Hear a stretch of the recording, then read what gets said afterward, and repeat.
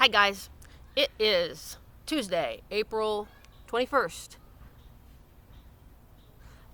Here's the piece of data that I like to show you. Starting out, we have now 2,227 confirmed cases of COVID-19 in Arkansas. And a weird thing happened yesterday that involves data and charts and maps and numbers. And I want to talk to you about it because it was a very weird thing. So, as you know, the governor of Arkansas has been giving this press update thing every day, in which he talks about how many people are sick and how many people are in the hospital and whether businesses are open or not and things like that, right? So yesterday he showed this map that came from the White House, and this is what the map looked like. And I know it's rather low tech of me to show it to you like this, but I'm in a hurry.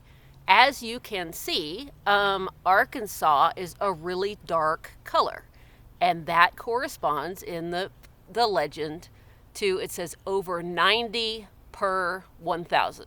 Now I took a picture of this off the computer because I was in a hurry, and so you don't see what the title was, but the title of this was like tests in the last month per 1,000 people. And as you know, I have been really concerned about us not doing a lot of tests in Arkansas. And then here is this lovely map that seems to say that we're doing lots and lots of tests in Arkansas. And I thought, this is really very weird. Let's look at the data. Because you guys know, I talk about this and you get tired of hearing me talk about it, right?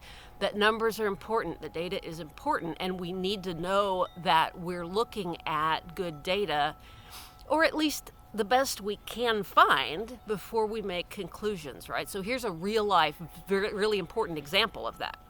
So in this, let's see, it's talking about what's happening per 1,000 people. So let's look at how many thousand people there are in Arkansas. As we discussed yesterday, there are this many people in Arkansas, about 3 million. So how many thousand people is that? Welp. This is just a decimal point situation, right? If we mark out 3 of those zeros, we have 3,000. So we have 3,000 people in Arkansas. Okay. Now, I know from my records, because I've been writing this stuff down every day, you know I have, that the difference between the number of tests we've given in Arkansas now and a month ago is 26,645. I've been writing that down every day. So I know how many tests we've done in Arkansas in the last month. So I know how many tests, and I know how many thousand people. So if I do this, I have 26,645 tests per 3,000 people. Then that means I'm doing 8.8 tests per month per 1,000 people. Well, that thing just said we were doing like 50 to 100 tests per 1,000 people, and my numbers say 8.8 tests per 1,000 people. What the heck, right? What kind of shit is this? Why is this not working? Well, I have to think maybe whoever made that map didn't use the right data. And somebody told me, look at the decimal points. So I looked at the decimal points. And if you put the decimal point in the wrong place, if you say that instead of 3,000 people, you have 300,000 people, which is wrong by a whole decimal place, right? 300,000 and 3 million, lots of really different number. If you say that and you do the math, like this part, it shows that we're doing 88 tests every month for 1,000 people, and that's awesome. And that puts us at the very top of the data for the country, right? Can you see that legend? If we're doing 88 tests per 1,000 people, that means we're awesome. The problem is they did the math wrong. We haven't been doing 88 tests per 1,000 people. We've been doing 8.8 tests per 1,000 people. Again, this is not just me making it up. If we have 3 million people in Arkansas, that means we have 30,000 people. 3,000 people, right? If we take how many tests we've done in the last month, we take one divided by the other. We've done 8.8 tests per 1,000 people, which means the people who did this map got their decimal place wrong. So a couple of things to think about for you and I about this.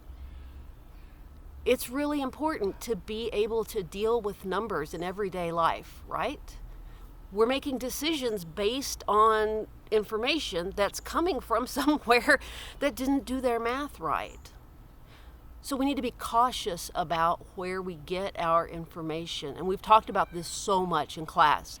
We've talked about this a lot in videos this month. We need to be cautious, and we need to use our brain to think about, where is this information coming from? Is it right? Is it something I can rely on to make decisions?